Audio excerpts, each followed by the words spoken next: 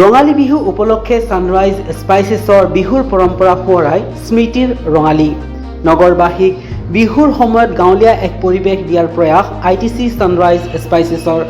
তাঁতশাল, ঢেঁকী, গোহালিৰ লগত নৱপ্ৰজন্মক চিনাকি কৰাই দিয়াৰ প্ৰয়াস ITC ছানৰাইজ স্পাইচেছৰ। খানাপাৰা বিহু সন্মিলনৰ দ্বাৰা খানাপাৰা বিহু ফিল্ডত বিহুৰ আনন্দ। ITC ছানৰাইজ স্পাইচেছৰ এই প্ৰচেষ্টাৰ প্ৰশংসা বিহু বলীয়া ৰাইজৰ। ধুনীয়াকৈ বস্তুবিলাক সজাই দিছে, গাঁৱৰ পৰিৱেশ বহুত ভাল পদক্ষেপ লৈছে। এইটো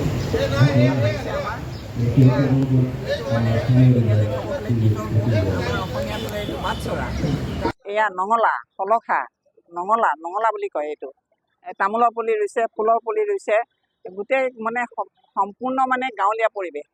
ভঁৰাল গোঁসাই ঘৰ আছে, ফুলনি বাগান আছে, তাৰপিছত গৰু গাড়ী এখন আছে, তাঁতৰ শাল এখন আছে, গৰু আনিছে গা ধুৱাবলৈ, গা ধুৱাব। গোটেই সম্পূৰ্ণ গাঁৱৰ পৰিৱেশত আজি বিহুখন মানে উদযাপন হ'ব আৰু আমি অশেষ ধন্যবাদ জনাইছোঁ।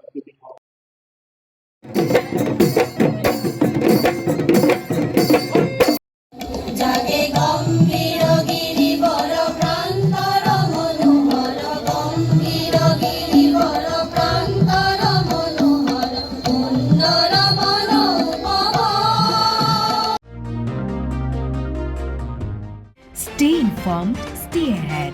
News NE 365.